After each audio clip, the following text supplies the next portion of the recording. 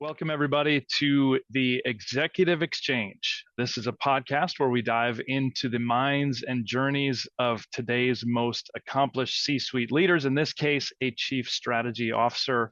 My name is Kevin Stemke. I'm a practice leader here at Charles Aris Executive Search. And today, I am joined by Premal Vora. We're going to dive into his leadership journey. We'll talk a little bit about his Auburn undergrad and how the Auburn Tigers are doing. He came up through electrical engineering, got his MBA at Chicago Booth before spending 6 years at McKinsey & Company. He is currently the Chief Strategy Officer at Alliance Technical Group. We get into his experience as a Chief Strategy Officer, how he thinks about data and analysis versus intuition. It's a great conversation we have together and appreciate him joining us. So stay tuned for our conversation with Premal Vora. All right, Premal, thank you so much for joining us. We will get started. And to get started, I just thought maybe if you could share a bit about your journey to becoming a Chief Strategy Officer. First of all, Kevin, it's great to catch up again, and thanks for the opportunity here. I'll probably go backwards in my career. I think the thing that really propelled me to have this opportunity started with, 6 years at McKinsey. Obviously, management consulting is a really great kind of pathway to learn a lot. I saw a quote somewhere the other day that it's almost like you live in dog years in management consulting, because in 1 year there you can definitely learn what you may learn in a few years in industry, just because of the pace and just the frequent switching from one context to another and just forcing yourself to think a different way. And so certainly 6 years at McKinsey was really incredible set of peers and colleagues and solving real problems for clients, which was really amazing. What got me there was, I think a couple of things, both really critical, I think, to me being successful in the role I'm in today. One is, I think business school for me at Chicago Booth, really incredible place to learn, but something that really grounded me in business, because my prior career did not have as much of a business focus, as much of a technical focus. So really learning like what is the world of business and what do people care about was really, really important, a really foundational element that I think led me here. The other was that professional background, 10 plus years prior to business school and management consulting, really in industry. And learning, I spent my life in the environmental space, which, the company I work for now, Alliance, is in environmental compliance and environmental services. And so started my career really working in industry, helping power plants be more environmentally responsible, working on big projects to do that, building renewable energy and public transit infrastructure, things that are sort of, kind of reduce the impact of transportation and energy on the environment. So really doing it at the ground and understanding what people on the ground care about in this space has really helped me think about, what the end consumer of our services really wants and really needs to be successful. So I think the marriage of those things have kind of brought me here to Alliance as the Chief Strategy Officer. That's great. And you didn't join Alliance as the Chief Strategy Officer. So talk for a second, if you would, about the responsibilities you had coming into when you joined Alliance, and then what it took to propel you to that next level and take on the role as Chief Strategy Officer. Yeah, sure. So I did join in the strategy realm as sort of a SVP of strategy and value creation. And for a little bit of context, Alliance is a private equity owned, middle market company owned by Morgan Stanley Capital Partners. And so, upon the recommendation, Alliance sort of brought me in as to sort of create the strategy function. And, in the private equity context, for those who may not be familiar, often you're kind of handed or you get to create in those early days, what's called a value creation plan. So it's basically a good, top-down assessment of the business. How can you grow top line? How can you improve bottom line? How can you just kind of build the enablers that allow that growth to happen and accelerate that growth? And so that was my role. And this has been a continuation of that. My role has grown quite a bit because in reality, as much as my title is Chief Strategy Officer, I would say I'm 20% strategy, 80% value creation.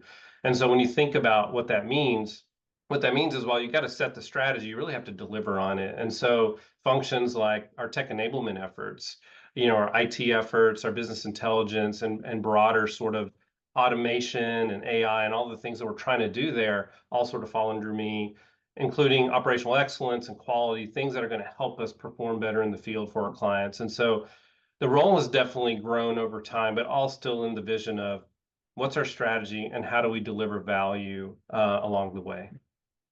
That's great.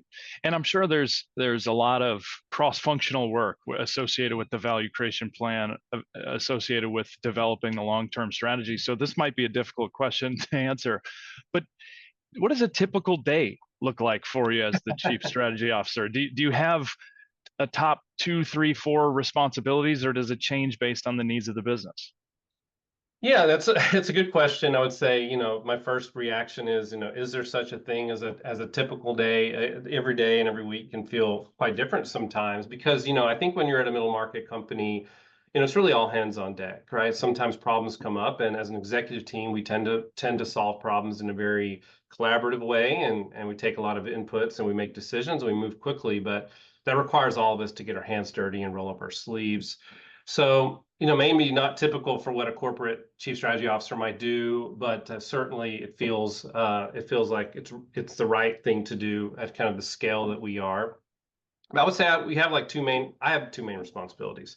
I think the first one is to be the sort of strategic partner to the CEO. Like I like to say that, the real chief strategy officer is the CEO, right? They're the one who are driving the direction of the company. My role is to be that sounding board, that partner, that place that he can turn to sort of say, look, here's how I'm thinking about things, but I'm just not sure. What's your take? Right. And so having kind of a vision, having a kind of clear way to think about the future of the company is really important. And that manifests itself in sort of, for example, on the M&A side. We do a lot of M&A. And so every time we are approached with an opportunity to buy a company, we don't just look at it as, well, here's some EBITDA we could acquire, it makes us bigger, it sort of serves those financial goals. It's really, how does this fit with the company today and how does it fit with this tomorrow? And we really focus on that to be sure that the companies we're buying fits a strategy and a vision and is really just advancing ourselves in that direction. I think the other thing, like I said, is really value creation. Again, how do we really drive and unlock organic growth? And that could be pricing, which reports into me. It could be finding new markets and services, bringing new technical capabilities to the company. I think the other thing that could be is just what are those enablers, as I said? What's going to keep us, what do we need to develop to keep ourselves from tripping over ourselves? Could be operational excellence, could be quality, could be what's our org and the team we have supporting those things. So that's really what I spend most of my time doing. The weeks might look different depending on what the context of the week is, but certainly those are the areas I focus in. Yeah, that's great. I would assume that when you're looking at the strategy, you're looking at the value creation, there are short-term objectives, there are long-term goals. How do you balance your time and your Yeah. resources between those short-term objectives or more longer-term goals? Yeah, I actually think that the private equity model provides a really good way to think about that because, if you imagine the typical private equity firm holds a company for, call it 3 to 5 years, could be longer, could be shorter. And so there's definitely a near-term focus on, hey, in this window, what can we do? What are the projects we can take on, the tasks we can take on that'll really drive that growth and really build the business within that window. But, it's not just short-termism because, you also have to, our Morgan Stanley's going to have to sell us as well. And so there's also been this really great balance of we're not just building for today, we have to build for tomorrow. And some of that investment has to be in foundations for the next firm to take us on and the firm after that. And if you're not thinking 5 years down the road, 10 years down the road, that's the coaching we get from Morgan Stanley, which has been really great, is you've got to think about that long-term vision and you've got to start to plant the seeds and really make sure that that's going to be possible and enabled, all while creating value day in, day out as you go. So it kind of strikes a really natural balance. That really helps us be aligned on that. And sometimes I have to be the one who's sort of the champion of the long term because obviously the company is thinking about the results and how our operation's going today. But I would say it's all about coming up with a strategy, but starting to execute quickly. Because the sooner you find out a strategy is viable and resonates with the market, the sooner you can double down, or the sooner you realize that it doesn't resonate, the sooner you have time to pivot and rethink about where you want to go. That's great. And executing effectively, whether it's developing the strategy or whether it's executing the strategy, we talked about the importance of cross-functional work, developing relationships with other functions. Any lessons learned so far, Premal, that, how have you found success in bringing others along that are maybe in other functions? Yeah, I think it's some of it is just taking the time to actually, there can be a kind of a motive to think too fast and to work too fast. So slowing down and saying who might be impacted from it, really taking the time to listen and to kind of hear what their perspective is. And it's kind of the thing, the toolkit you always learn in consulting, which is like you're going to have naysayers, you're going to have people who may be resistant. Like, how do you actually bring data and facts to bear? To help them along that journey. And I think the last thing is trying to instill a bit of a we're in this together and let's try it and we're willing to change. I'm willing to admit I'm wrong, and say that you were right if we go there, but we got to move and we got to figure something out. So I think just being on the same side of the table with them and saying let's be okay with failing fast here and let's see where this goes. And I think that really helps, especially in middle market context, so people tend to move faster anyway because of the growth. I think it's a little easier to say, look, let's do this together and let's figure it out. And you won't take the blame if this fails. I'll take it, and let's just keep moving. So that helps. I want to switch gears a little bit and talk about your specific industry you're in with Alliance. What are, Premal, some of the biggest challenges you're currently facing in the industry? Well, I mean, I think in a headline in environmental compliance, you would say that probably regulatory uncertainty with the election and the new administration coming in. It's really there's a lot of conversation on what's that going to mean for regulated industries like ours. I mean, we believe, and a lot of the leading thinking is change is pretty slow. It doesn't matter what the rhetoric is. Like there's many layers. There's a federal layer, state layer of compliance and rules and regulations. It's very hard to make dramatic changes in that in a short amount of time. But there's noise there, and for our clients and for ourselves, it's really important to be able to understand what the change might look like and how that might change what a client's environmental program could look like, both for us as providers to them to make sure that we're calibrated well, but also to them. And so some of the same things that we're trying to figure out, we think are really valuable to our clients. There's a scale and professionalism problem in our industry. I think there's not very many large players. I mean, there's like some mega players that are kind of in the consulting space and in the lab space that are billions of dollars. But they can often be pretty disconnected from what clients really look for and need in services, and there can kind of be eyes off of how we're actually delivering many levels down. And then on the other side, you've got very small players that cannot scale. And when clients need new things, well, we only do one thing really well. We don't know how to do anything else. And so there's sort of this gap in the middle where we play of folks who have the scale and professionalism to really deliver a broad set of services, but can do that reliably, consistently. And so there's really a problem, and something's going to have to get fixed there. But we reap the benefits of that because we kind of sit in that sweet spot. That's the big challenge. I think the last one is technology. I think for everyone, right? All the disruption of AI, automation, it's affecting every industry differently. Obviously, with us, we do a lot of work in the field and labs. And so a lot of that work just can't be disrupted today. Technology is not there. But if you're not investing in technology to kind of explore what's possible, when the technology does get there, the change is gonna move. It's gonna be really fast. And so I think there is a challenge about how much do you invest in technology today and really try to be kind of on that leading edge or kind of first followers, as some people like to say, to really be sure that we're learning from the folks who are innovating and really driving meaningful change and self-disruption to avoid disruption from some outside players.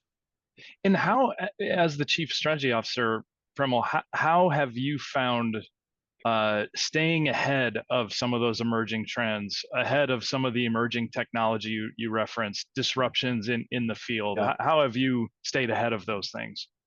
Yeah, it's a good question. I mean, there's the classic ways you do that when you're in consulting, right? There's the strategy studies with all the numbers, and there's interview or expert calls, things you can do, and we've done a little bit of that. But I would say the majority of where we learn about where the market's going is, I think, two sources. One, obviously, as a company that's very acquisitive, you get a lot of opportunities to look at companies you may potentially acquire, maybe invited to acquire, and we learn a lot about what's the positioning there, what's their research and data on why this novel service that they offer is going to be valuable. And so we learn a lot about at least how people are thinking about it from the investor side. I think the greatest source of this is our customers. Our customers are Mhm. constantly telling us what they need, and they're constantly, if we lose an opportunity, we get to learn oftentimes, why did we lose that? What was the driving force for you to go with someone else? And that is constantly telling us kind of where we are on the spectrum of what's needed versus what we deliver. And so that might not be mind-blowing innovative stuff. So a lot of times it's just the basics. To us, that's really the true north that we try to look at to say, where do we need to go if we want to continue to succeed? I want to switch gears a little bit too Sure. and talk about maybe a time in your tenure at Alliance when maybe you had to pivot the company's strategy, and then what potentially prompted that decision to make that pivot. So the one that comes to mind the most, I think there's always been little tweaks and little kind of changes to how we think about ourselves and where we're headed. I think the most tactical one during my tenure was sort of a shift towards investing in technology. So pretty early in my tenure, we had an opportunity to acquire a software company in the leak detection space. That's a space that we provide a lot of field services. And so at first blush, we thought, hey, it's a great way to vertically integrate. We already buy this software, or our clients buy this software as part of the total package. So it'd be great for us to offer one other thing. I think as we started to think about the longer term implications of that, I think we started to understand that the data we create, we probably historically thought of ourselves as a field services company. We provide, field testing and monitoring for our clients. Of course, we do a lot more than that now. But it's really the data that we create and the data that we deliver to our clients that's ultimately valuable to them. That's what tells them whether they're compliant or not. And starting to think about the data being the product, not just the service that we provide, was kind of a mindset shift. We started having these conversations, and before you know it, the CEO is like, "Hey, we're a data company." I was like, "Well, we're not just a data company. We also do a lot of other stuff." But it became this kind of vision of like, we have to really understand the power of this data and how we can make it more relevant for our clients, not just the seal of approval that you are compliant, but what other insights can they get from that data? And so this kind of started a journey internally for us to really start to use technology to think about how do we unlock that data from the PDF reports and the Excel sheets that it might be trapped in into ways that we can now deliver it to clients in different ways. And that's what we were working through. It did take some convincing, right? It took a lot of dialogue internally, a lot of thinking through with the executive team and the CEO, like what this could mean for us. I think folks were pretty easily convinced internally because it is exciting. It's a vision that sort of makes sense with everything else we're in.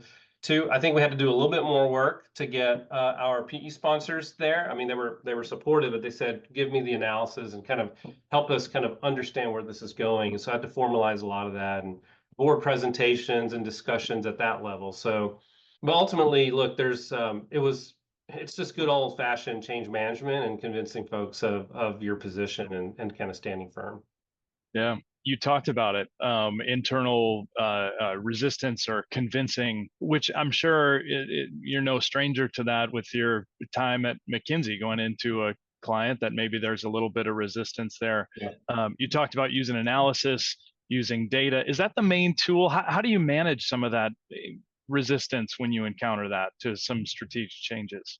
It's multiple skill set. I mean, I think of it as classic change management. Sure, it's sort of how do you ground yourself and the others and sort of what the facts are, and using data that's always going to help you one way or the other. It may prove your own idea wrong, which, hey, that's okay. That's part of this. So certainly that's key. And I think it's just really being willing to work with and spend the time with those parties, understand their perspective, and give credit where credit is due. A lot of times those concerns are real, and there's a place for those concerns. It could be in we need to mitigate concerns as we deliver. So it's not just about having a great idea, but a great execution plan. And if you can show people how their resistance to something is actually part of the solution because it's going to help us deliver this in a more surefire way, I think you get people on your side pretty quickly. I love that. That's probably one of them. But in my next question, I'm curious, in your view, what qualities do you believe are essential for a successful chief strategy officer? No, it's a good question. I think of it in three ways. I think you have to have this willingness to learn. So you have to be you have to be willing to like understand and truly understand the market you live in, the industry that you're playing, the company that you're in, right? Like, what do we actually do? I think you have to be willing to listen. So you have to listen to, like we just said, in change management, you have to listen to your colleagues about why they think road A is better than road B. But you got to listen to your clients. You have to listen. You have to look at all the different channels of information and be willing to take that in and let it challenge your viewpoint. And I think the last ones you have to be willing to lead. There's going to be times where you're the only person who believes in something, and you have to be willing to stand for what you believe in and represent it and really kind of push for that because there's always going to be different voices. And if you really believe this is the right answer, you have to really find a way to sort of persevere and try to see that through into the actual reality of the business. That's great. We are going to go into what we're going to call the strategy speed round.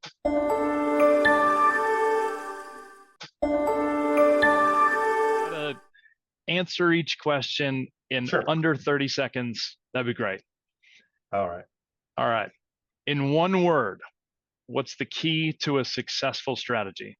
Focus, I would say. There's not a million, but there's several paths you can take your business. There's all kinds of different strategies, and you can analyze your way into any of them to tell you that they're the best route to go.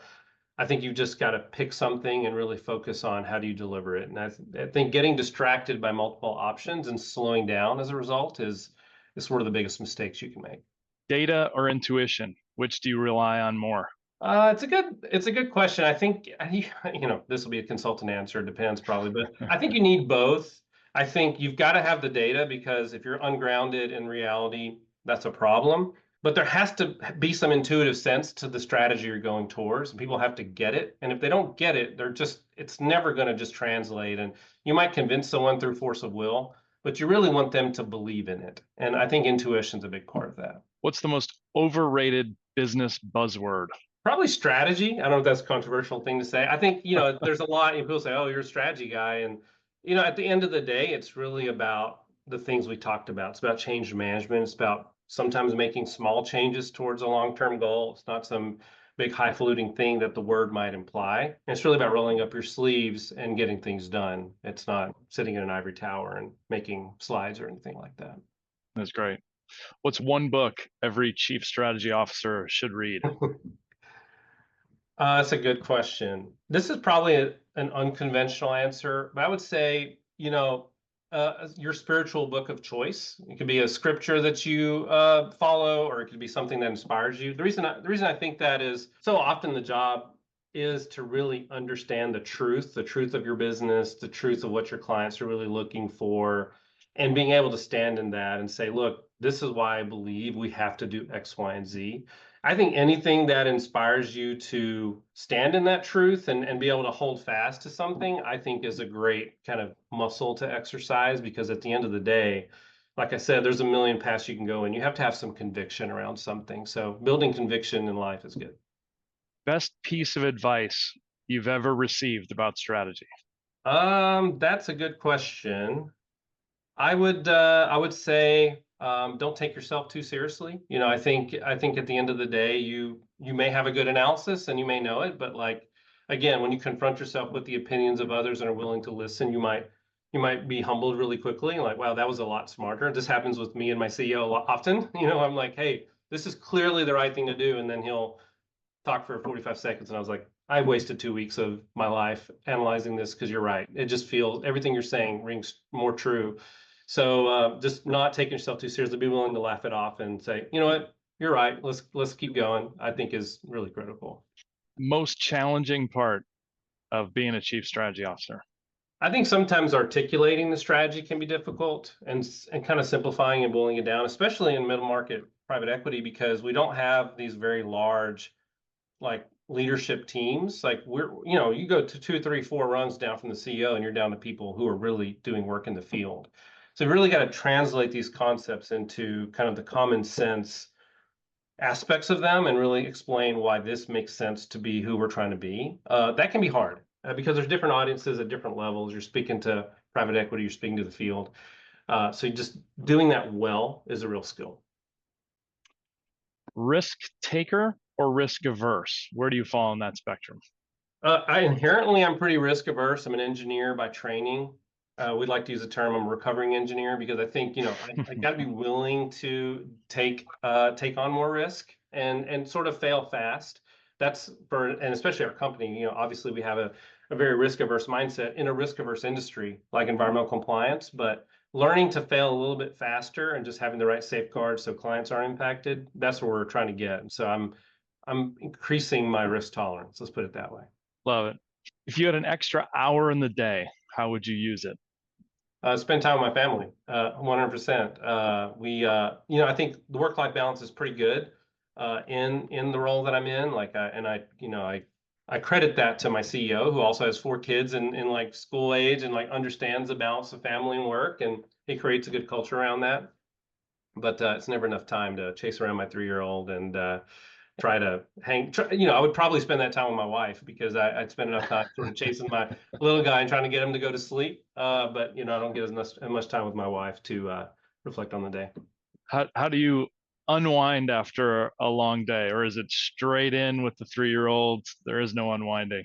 Well, to me, that's pretty unwinding because those Yeah. you talk about real problems. It's like it's when your kid wants to eat or he's got a boo boo and needs you to kiss it. Those are real problems for that audience, and it's fun to kind of move into a different sphere for a while. Premal, before we let you get back to your day job, I have to ask. Auburn having a little bit of a down year, but you got the Iron Bowl coming up. At the time when we're recording this, Iron Bowl's coming up in a week. How's it been for the War Eagle faithful? Yeah, it's been a tough year, but maybe a typical year. We tend to have a kind of a roller coaster of a team the last probably decade. But we just came off a big win, the first kind of big home win with an SEC opponent in a bit. So it was exciting. I hate to have hope. They hope has a tendency to falter when you're an Auburn fan, but usually they win when no one's expecting it. So let's just say I'm not expecting Auburn to win and see if that works. It's funny. My CEO is also an Auburn grad, and that's a big part of our banter in the mornings on Mondays. So he's a big fan as well, and it's a big proponent of balancing. We work really hard here. We've done really well as a company, but let's not lose the things that that we enjoy, and hopefully in a week I've got something positive to enjoy after we play the Iron Bowl. Well, best of luck to your team, and again, really appreciate you joining us today. We'll let you get back to your day job, but always good to catch up, and I'm sure we'll talk again soon. Absolutely. Appreciate it, Kevin. It was great to catch up, and thanks for the opportunity. Likewise. Thanks, Premal. Bye. Thanks to Premal Vora for joining us, and thank you for tuning in to our executive exchange. We hope that the conversation today gave you some fresh perspectives and actionable insights to fuel your leadership journey. For more of the Charles Aris podcast, you can subscribe to our podcast on Spotify or Apple Podcasts, or head over to our YouTube page as well.